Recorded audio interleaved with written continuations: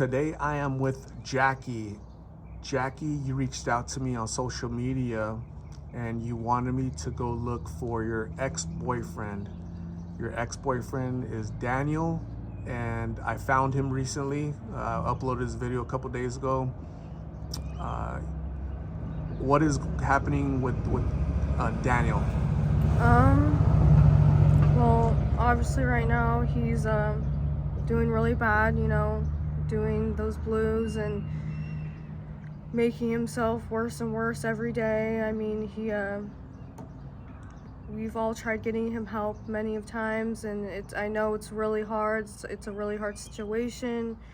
Like, we'll never give up on him, and honestly, I mean, he's still like a really good person inside. I know that, and I know Daniel's in there somewhere. He just needs to get out of that zone of addiction, knowing that, like what you said on the video, like it's like in your voice in your head, like all that stuff. So You've known him for how many years? basically since he was 13 and I was 14, so it's been 11 years.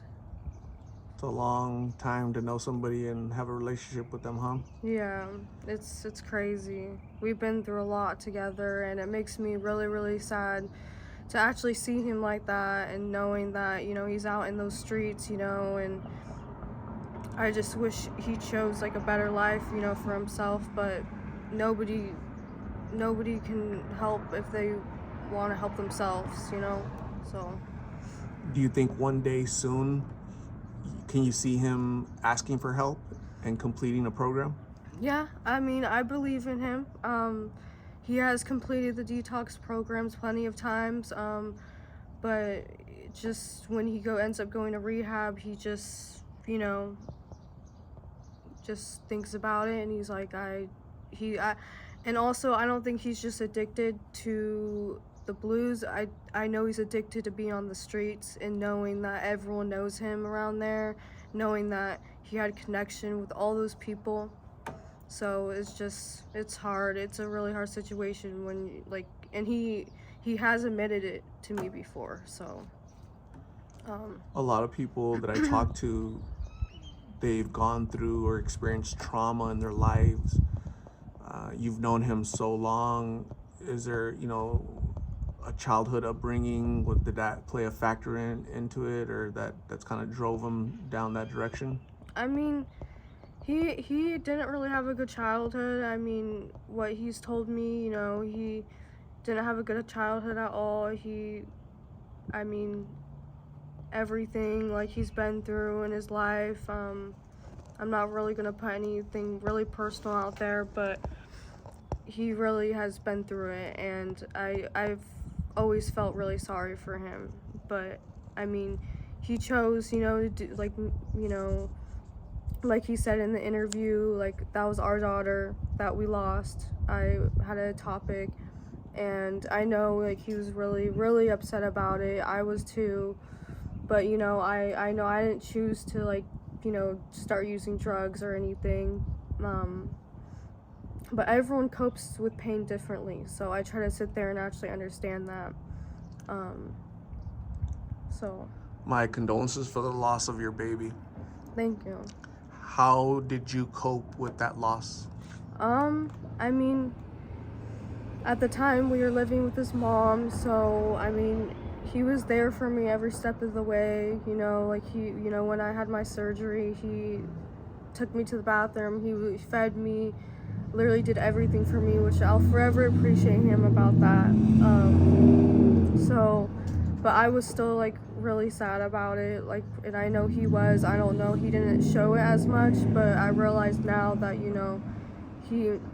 he has talked to me about many times before that he still grieves over that, and I do too. I think about it every day. She would have been 5 years old, and actually this month. So. And when you see these videos, How does that make you feel? You mentioned you know somebody else that I've interviewed. Yeah, and it makes me feel really sad. Like it makes me feel like, dang, like I wish like I wish there was no drugs like on the planet. Like if that was my only wish, I wish like I just had a close friend actually who just overdosed on fentanyl, and it was too late for him, and he died a couple weeks ago. So it's just fentanyl's taking over everybody, and it's if you get out, or if it's either you get out or you end up dying, and that's just like the saddest part of everything, and it sucks. Like it makes me super sad seeing some of the people or that you've interviewed that I have known turn out the way they did, and it's just wow. Like I don't know. My condolences for the loss of your friend. Thank you. In your personal life, your family, you've experienced loss as well with your upbringing, your childhood. Is that correct? Yes. My mom overdosed when I was 9 years old. I've had a history, family of addiction. I never went into the, addiction part, except, like, I'm gonna sit here and admit I'm an alcoholic.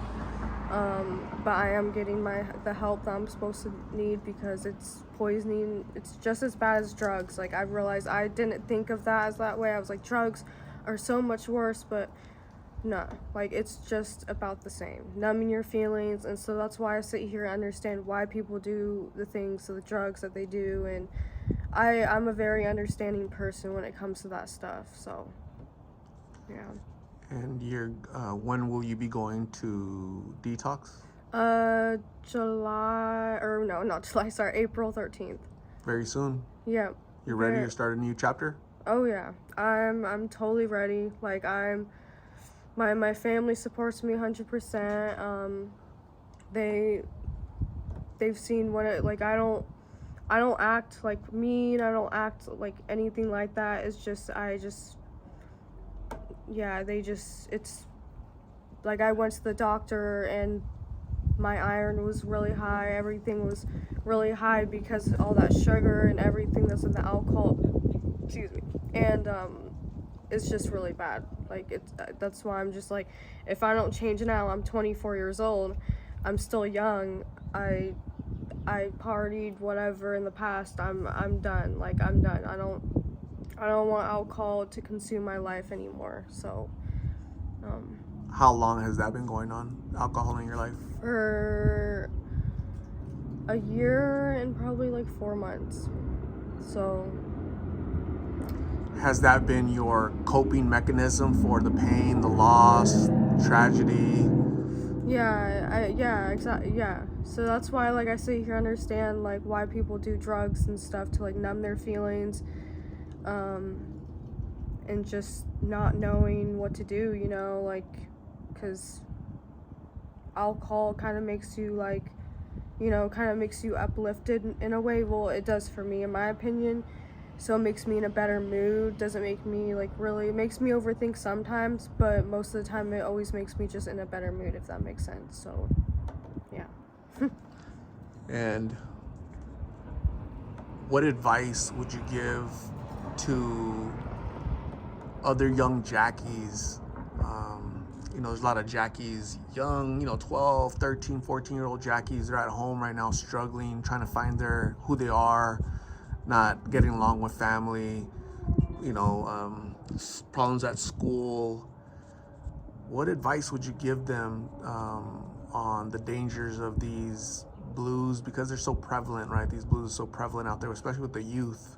Yeah. What would you tell them? And they're honestly in everything right now. Even street weed, anything like that. You don't know what is in anything anymore. And honestly, the advice I would give any teenager, kid, whatever, because I know there's many 13-year-olds who are doing blues, also doing drugs, and honestly, don't start.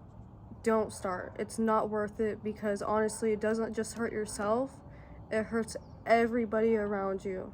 It makes everybody wonder what did I do wrong? What, like, I'm worrying every single day, just crying every single day, knowing if they're gonna be dead or if they're like okay, and it's not worth it. It's not worth it at all.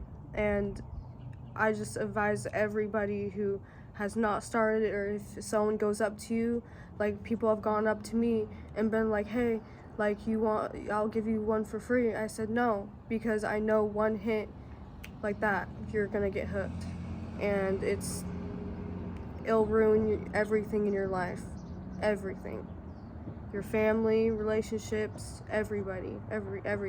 So it's taken a lot from you, yeah. right? Yeah, it's hurt me a lot. It's been made me like think about a lot of things, knowing that I don't know what to even do to help. Just like his family loves him very much. His mom loves him very, very much. And his brother, I was actually gonna have him on the call to maybe say some stuff, but he's at work right now. But he just wants his brother to be better and be there for him. He needs his big brother.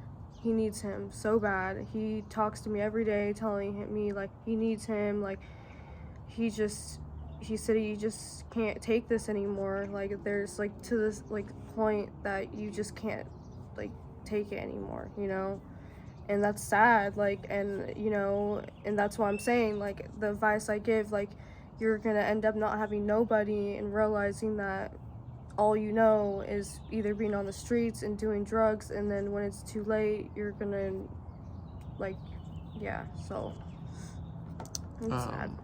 Very sad indeed, but we're going to continue to pray that one day soon Daniel will want to help himself.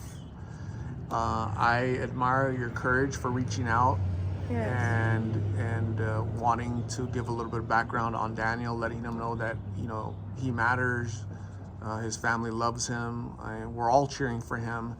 And also for opening up a little bit about yourself and what you're going through, how you're coping with life, but you've chosen to seek a new chapter and go to detox and treatment, right, very soon. Yeah. So we're going to stay in touch so that you can let us know how that's going, right? Yeah, exactly. And I'm happy for myself. Like, I want to do this for myself, not for anybody else, but for myself, because I know it's just going to hurt me in the long run. I'm still young, and another advice I can give everybody is that it's never too late. It's never too late to change. And I've always told Daniel that too. It's never ever too late. And yeah, I mean everyone goes through struggles. You don't know what anyone's been through in life. People deal with things differently, and I understand that. So yeah. So Jackie, thank you very much for talking to me, talking to us, sharing your story. It's a story that opens up our eyes how this addiction affects so many people. Yes. Right? Yes. And you had the courage to open up, and this story is going to save somebody else. So you should be proud of yourself, okay? Your family should be proud. Your mom should be proud. Your 5-year-old little baby in heaven should be very, very proud of you, okay? So thank you very much for talking. We'll talk again soon, okay? Okay, thank you so much.